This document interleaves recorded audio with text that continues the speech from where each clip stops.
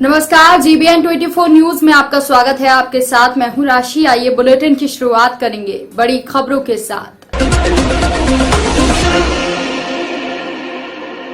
उन्नाव के काली मिट्टी फतेहपुर 84 से इस वक्त की बड़ी खबर आपको बता रहे हैं। लोक निर्माण विभाग के सुस्त रवैये से ग्रामवासी कीचड़ और गड्ढों में तब्दील सड़क से निकलने को मजबूर हैं। सरकार सड़कों को गड्ढा मुक्त करने के लिए प्रयासरत है। वहीं दूसरी ओर लोक निर्माण विभाग सरकार के प्रयास को लगातार विफल करने में लगा हुआ है। पूरा मामला फतेहपुर 84 विकास खंड के काली मिट्टी के स्टेशन रोड का है, जहां पर राहगीरों को सड़क पर चलते हुए गिर जाना कोई बड़ी बात नहीं है। कई सालों से खराब पड़ी इस सड़क की ओर जनप्रतिनिधि या अधिकारी का ध्यान नहीं है। बड़े बड़े नेता आकर इन गड्ढों से होकर गुजरते हैं। जाहिर सी बात है कि धक्का मुक्की भी लगती होगी, पर नजरअंदाज करके ये निकल जाते हैं, उफ तक नहीं करते। हमारे देश का भविष्य उन नेताओं के हाथों में दे दिया जाता है जिन्हें खुद का घर संवारने में 5 साल गुजर जाते हैं। सरकारें भले ही अनगिनत दावे कर रही हों, पर उनके दावों को ताक पर रखकर लोक निर्माण विभाग मनमानी पर आमादा है। वहीं प्रशासनिक अधिकारियों का कोई भी ध्यान इन पर नहीं है। इस लुबलुबाते कीचड़ से होकर गुजरने वाला साबुत घर पहुंच पाता हो, जबकि हजारों लोगों का आवागमन रहता है। पर सुधार कब होगा, ये सरकारें ही तय करेंगी। कटरा बिल्होर मार्ग पर शेखवापुर और सदरपुर के बीच अंबर मैरिज लॉन के पास एक मूंगफली से लदे ट्रक के नीचे एक बाइक सवार 2 भाई आ गए। इस हादसे में एक युवक की जिंदा जलने से मौत हो गई, जबकि दूसरा युवक गंभीर रूप से घायल है। परिजनों की सूचना के अनुसार रामनिवास पुत्र सुरेंद्र 19 वर्षीय अपने चचेरे भाई आदर्श प्रताप पुत्र लाल बहादुर निवासी पटियनपुरवा अपनी बाइक पर सवार होकर हरदोई से दवा लेकर अपने हरदोई स्थित मकान से गांव में लौट रहा था। जैसे ही इनकी बाइक कटरा बिल्होर मार्ग पर उक्त घटनास्थल पर पहुंची, तभी विपरीत दिशा से एक भूसी लदे ट्रक की चपेट में आ गया। यह हादसा इतना बेबस था कि बाइक सवार दोनों युवक में वाहन ट्रक के नीचे आ गए। ट्रक सड़क किनारे खाई में पलट गया। वहीं बाइक समेत आदर्श भी ट्रक के पहिए में फंस गया। इस हादसे में आदर्श जिंदा जल गया, जबकि रामनिवास को गंभीर हालत में अस्पताल भेज दिया गया। मृतक आदर्श 22 वर्षीय के परिवार में पत्नी और एक 1.5 वर्षीय पुत्री भी है और मृतक की शादी 3 वर्ष पहले हुई थी, जबकि उसके चचेरे भाई रामनिवास अपने घर में 3 भाइयों और एक बहन में सबसे बड़ा है और अविवाहित है। तो इसके बाद पूरे मामले में घटनास्थल पर माधोगंज और बिलग्राम पुलिस ने दमकल और क्रेन की मदद से राहत और बचाव कार्य शुरू किया। सर, ये हरदोई से आ रहे थे, गाड़ी से आ रहे थे सुपर स्प्लेंडर से। हमारे भाई जी, बड़े भाई जी, उसका नाम रामनिवास है। अच्छा, तो क्या घटना हुई? घटना हुई कि हरदोई से आ रहे थे, गाड़ी टकराई और ट्रक में आग लग गई और गाड़ी भी दब गई सर। अच्छा, ये सर। तो गाड़ी लग गई। भाई कहाँ तुम्हारे हैं? भाई हमारे इसी में दबे हैं। दबे हैं? हाँ, हमारे ताऊ जी का लड़का रेफर हो चुका है यहाँ से। ये सर, ये हरदोई से आ रहे थे, गाड़ी से आ रहे थे सुपर स्प्लेंडर से।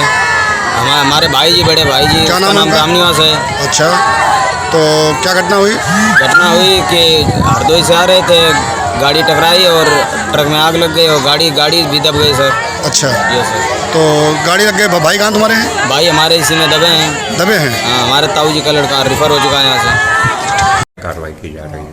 थाना माधोगंज क्षेत्र में एक ट्रक जो है माधोगंज से बिलग्राम की तरफ आ रहा था और 2 मोटरसाइकिल सवार बिलग्राम से माधोगंज की तरफ जा रहे थे, जिसमें मोटरसाइकिल सवार और ट्रक में टक्कर हो गई है, जिससे मोटरसाइकिल में जो दोनों युवक थे घायल हो गए हैं। एक की उसमें मृत्यु हो गई है और उसके पेट्रोल से ट्रक के पिछले पहिए में आग लग गई है। तत्काल ही फायर टेंडर को बुलाया गया है, मौके पहुंच रही है और पुलिस अन्य आवश्यक विधिक कार्रवाई कर रही है। सर, क्या जलते हुए ट्रक की वजह से मौत हुई है? इसमें अभी तक जो प्राथमिक रूप से पता चला है कि टक्कर से उसमें आग लगी है और पुलिस उसको बुझा रही है।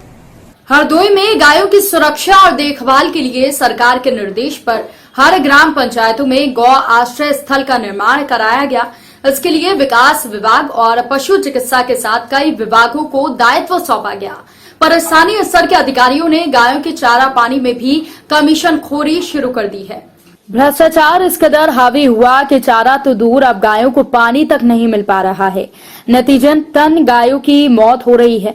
उनके शव को दफन करने के लिए 2 गज की जमीन भी मयस्सर नहीं हो रही है। ये तस्वीरें गौ आश्रय स्थल तेजीपुर ब्लॉक अमरलावा की हैं, जहां गौशाला के अंदर गायों की दुर्दशा देखने को मिली। करीब 10 गाय मरी हुई हालत में पड़ी हैं। बताया गया कि लगभग 6 दिन हो चुके हैं गायों के शव को जमीन में दफन करने का कोई भी इंतजाम नहीं किया गया। ये भी बताया गया कि यहाँ गायों के लिए चारों पानी का कोई भी प्रबंध नहीं किया गया है। इस कारण भूख प्यास से तड़प कर गायों की मौत हो रही है। बीमार गायों की देखभाल के लिए कोई भी पशु चिकित्सालय का कर्मी देखने तक नहीं आता। गौशाला में ड्यूटीरत कर्मचारी भी नदारद रहते हैं।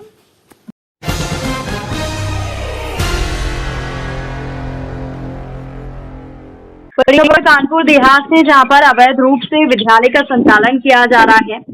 आपको बता दें कि अवैध रूप से विद्यालय का संचालन किया जा रहा है। एक तरफ कोरोना काल में स्कूल बंद है, लेकिन यहाँ पर अवैध रूप से विद्यालय का संचालन किया जा रहा है। पूरी खबर पर सीधे जुड़ेंगे संवाददाता रचित के साथ। रचित, बताइए क्या कुछ है मामला और किस तरीके से इस विद्यालय का अवैध रूप से संचालन किया जा रहा है? जी राशि, आपको बताना चाहेंगे पूरा मामला जनपद कानपुर देहात के मकरंदापुर गांव में स्थित आदि विधि इंटर कॉलेज का है, जहां पर जो हाई स्कूल इंटर के एग्जाम का रिजल्ट आया हुआ उसको लेकर कुछ बच्चों के द्वारा धरना प्रदर्शन किया जा रहा था। जब हमारी टीम वहां पर पहुंची तो जानकारी मिली कि विद्यालय में अवैध रूप से कक्षा 6 से लेकर इंटर तक की क्लासेस चलाई जा रही हैं, जिसको लेकर हम लोगों ने प्रधानाचार्य से जानना चाहा तो उन लोगों ने झगड़े पर आमादा हो गए और फर्जी मुकदमे में फंसाने को लेकर बच्चों सहित सभी मीडिया कर्मियों को धमकी देते हुए नजर आ रहे हैं।